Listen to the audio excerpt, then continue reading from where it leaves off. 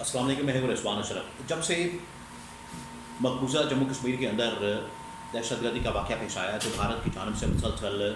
پاکستان کے خلاف اقدامات کیے جا رہے ہیں اور اس کا پاکستان کی جانب سے بھی بھرپور جواب دیا گیا ہے۔ بھارت جو اقدامات کر رہا ہے اس میں ڈپلومیٹک لیول کے اوپر بہت سارے اقدامات ہیں، سنتاس معاہدے کے حوالے سے اقدامات ہیں۔ اس کے علاوہ بھارت سے پاکستانیوں کو نکالے جانے کے اقدامات ہیں۔ یہ تو ڈپلومیٹکلی کچھ ایسے اقدامات ہیں، لیکن ساتھ ہی ساتھ بھارت کی جانب سے بہت اہم ترین اقدامات لیے گئے ہیں جو کہ عسکری لحاظ سے، ملٹری کے لحاظ سے اور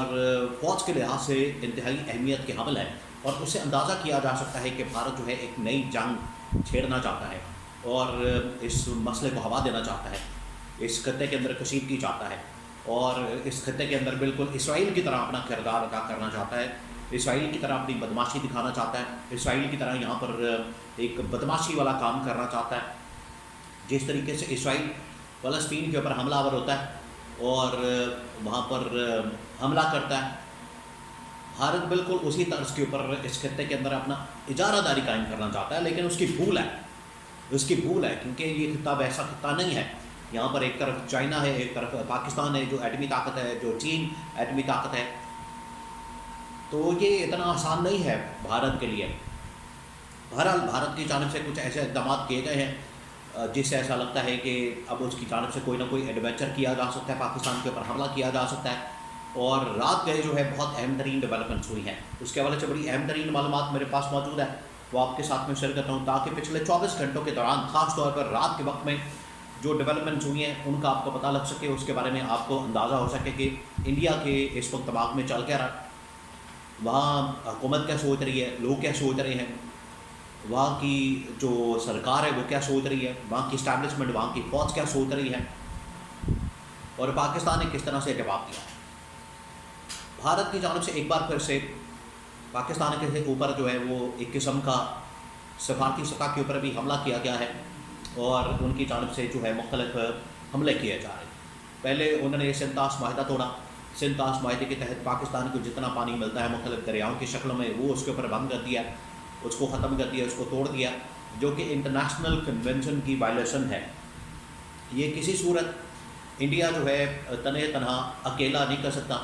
یونیلیٹرلی نہیں کر سکتا، کیونکہ یہ ایک دو طرفہ معاہدہ ہے، یہ بائی لیٹرل ایک ایگریمنٹ ہے اور انڈیا اس کے اوپر یک طرفہ طور پر فیصلہ نہیں کر سکتا، یک طرفہ طور پر اس کے اوپر کوئی قدم نہیں اٹھا سکتا۔ اور یہ جو اس نے فیصلہ کیا ہے، حرکت کی ہے، یہ جو اس نے معاہدہ توڑا ہے، یہ جو اس کی جانب سے معاہدہ توڑنے کے حوالے سے بات کی گئی ہے، اعلان کیا گیا، اب اس کو اس کی قیمت چکانی پڑے گی اور پاکستان کو اس کا منہ توڑ جواب دینے کا فیصلہ کیا گیا۔ پاکستان نے فیصلہ کیا کہ اس کا منہ توڑ جواب دیا جائے گا اور عالمی سطح کے اوپر بھی اس کو اجاگر کیا جائے گا، عالمی سطح کے اوپر بھی اس کو ہائی لائٹ کیا جائے گا۔ دوسری جانب ڈپلومیٹکلی ان کی جانب سے پاکستان کے ساتھ جو ہے وہ تعلقات ختم کر دیا گیا۔ اب سب سے اہم ترین ڈیولپمنٹ جو ہوئی ہے، سب سے اہم ترین وہ یہ کہ انہوں نے بارڈر کے اوپر جو ہے اپنی فوجیں تعینات کرنا شروع کر دی ہیں، بارڈر کے اوپر لوگوں کو لگانا شروع کر دیا، فوج کو، ہتھیاروں کو، وہاں پر ان لوگوں نے جنگی ساز و سامان پہنچانا شروع کر دیا، فوجیں پہنچانا شروع کر دی۔ ایل او سی کے اوپر، لائن آف کنٹرول کے اوپر حالات جو ہیں وہ ایک بار پھر سے خراب ہو گئے ہیں۔ اب انہوں نے کیا کیا، انہوں نے اپنا نہ صرف فوجیں وہاں پر بھیجنا شروع کر دی ہیں ساز و سامان کے ساتھ، اسلحے کے ساتھ، ویپنس کے ساتھ، ہتھیاروں کے ساتھ، جنگی طیارے، رافائل طیارے، وہ انہوں نے وہاں پر پہنچانا شروع کر دیے ہیں، اور اس کے علاوہ انہوں نے S-400 ڈیفنس سسٹم جو ہے وہ وہاں پر تعینات کرنا شروع کر دیا ہے۔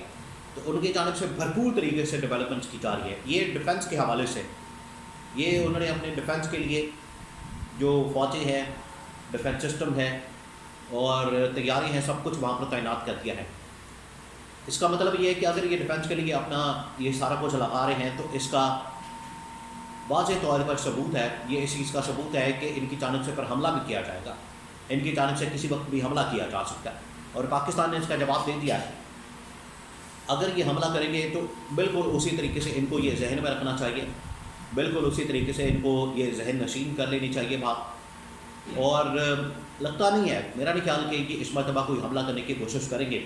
ان کی جانب سے کوئی حملہ کیا جائے گا، کیونکہ 2019 والا واقعہ جو ہے وہ ان کو یاد رکھنا چاہیے، وہ ان کو یاد ہونا چاہیے، ان کو ذہن میں رکھنا چاہیے کہ 2019 کے اندر جو ان کے ساتھ کتے والی ہوئی تھی اس مرتبہ ڈبل ہوگی ان کے ساتھ. اور یہ شرارت کر کے دیکھ لیں, پنگا لے کے دیکھ لیں, ان کو لگ پتہ جائے گا, لگ پتہ جائے گا, ان کو پتہ لگ جائے گا نہیں بلکہ لگ پتہ جائے گا ان کو کہ یہ کس کے ساتھ پنگا لے رہے ہیں. یہ اپنی بدماشی, یہ انڈیا کی جانب سے کچھ عرصے سے اس طرح کی باتیں, اس طرح کی چیزیں کی جا رہی تھیں. اور ابھی جس طرح سے وائس پریزیڈنٹ نے, امریکہ کے وائس پریزیڈنٹ نے یہ انڈیا کا دورہ کیا, پھر اس کے بعد مودی نے بھی امریکہ کا دورہ کیا, تو اس کے بعد جو اس کو شے ملی ہے, اس کے بعد اس کو حلق زیری دی گئی ہے, تو اس نے یہ ایک فالس فلیگ آپریشن کیا. دیکھیے فالس فلیگ آپریشن کی ایک پوری تاریخ ہے انڈیا کی. انڈیا جو ہے وہ اسی طرح کے فالس فلیگ آپریشن کرتا ہے, فالس فلیگ آپریشن کر کے وہاں پر پاکستان کے اوپر الزام لگاتا ہے, اور اس فالس فلیگ آپریشن کی آڑ میں یا اس واقعے کی آڑ میں پاکستان کے اوپر پر حملہ کرنے کی بات کرتا ہے. تو یہ اس مرتبہ وہی اسٹریٹجی, وہی حکمت عملی, وہی سب کچھ استعمال کیا گیا. اب اس کو کہا جا رہا ہے کہ یہ انڈیا وہاں پر پروپیگنڈا کر رہا ہے کہ جن دہشت گردوں نے وہاں پر حملہ کیا ہے یہ پاکستان کی جانب سے, پاکستان کی فوج کی جانب سے, یہاں پر آرگنائزیشن, اداروں, تنظیموں کی جانب سے ان کو چن چن کے مارا گیا کہ ہندو لوگ کون ہے, ہندو لوگوں کو وہاں پر چنا گیا, انتخاب کیا گیا, ان کو مارا گیا. حالانکہ بہت سارے لوگ وہاں پر ہندو پھر رہے تھے, انہوں نے وہاں پر آ کے انٹرویو دیا, انہوں نے کہا کہ نہیں اس طرح کا کوئی معاملہ نہیں تھا. تو یہ پروپیگنڈا کیا جا رہا ہے پاکستان کے خلاف, یہ اس طرح کا مہم چلائی جا رہی, کیمپین کی جا رہی ہے, اور پاکستان کو بدنام کرنے کی کوشش ہو رہی ہے. اور یہ پاکستان کے اوپر حملہ کرنے کا فیصلہ کر چکے ہیں. وہاں پر جتنی ملاقاتیں ہوئی ہیں, نہ صرف اہم ترین اجلاس ہوئے, میٹنگز ہوئی ہیں, اس میں سفارتکاروں کو نکالنے کے حوالے سے, پاکستانیوں کو نکالنے کے حوالے سے, پاکستان سے اپنے سفارتکار واپس بلانے کے حوالے سے سیم وہی سچویشن اس وقت بن چکی ہے جو کسی زمانے میں 2019 کے اندر تھی. پہلے ڈپلومیٹک تعلقات ختم کیے گئے, کاروباری سندھ تاش معاہدے, یہ سب کچھ ختم کرنے کے بعد انہوں نے حملہ کر دیا تھا. تو اگر اس مرتبہ حملہ کرنے کی سوچیں گے تو پھر ان کو وہی جواب ملے گا, وہ عمران خان کا بڑا مشہور جواب ہے, اور DGISPR والا بڑا مشہور جواب. انہوں نے کہا تھا کہ پہلے آپ ہمارے سرپرائز کا انتظار کریں. جنرل آصف غفور نے کہا تھا, عمران خان نے کہا تھا کہ پھر ہم ریٹیلیٹ کرنے کا سوچیں گے نہیں بلکہ ریٹیلیٹ کریں گے. اور بہت سارے ان کے جو ٹارگٹس تھے لاک کر لیے تھے, بہت ساری جگہوں پر پاکستان نے ان کو لاک کر لیا تھا. انہوں نے اگر پاکستان کے 4-5 علاقوں کو مارک کیا تھا اپنے ایٹمی ہتھیاروں کے ذریعے سے, ایٹمی میزائلوں کے ذریعے سے, پاکستان نے جواباً 8 سے 10 ان کے ٹارگٹس ایٹمی میزائلوں کے اوپر رکھ لیے تھے. انہوں نے 5 پاکستان کے علاقوں پر حملہ کرنا تھا, پاکستان نے 10 علاقوں کے اوپر حملہ کرنا تھا. تو تباہی بربادی کتنی ہونے گی آپ اس اندازہ کریں, کیونکہ پاکستان نہیں چاہتا تھا لیکن پاکستان کو مجبور کیا جا رہا تھا. ایٹمی جنگ شروع کرنا کوئی آسان کھیل نہیں ہے, بڑا نقصان ہونا ہے اس کا. اس وجہ سے بھارت کو باز رہنا چاہیے.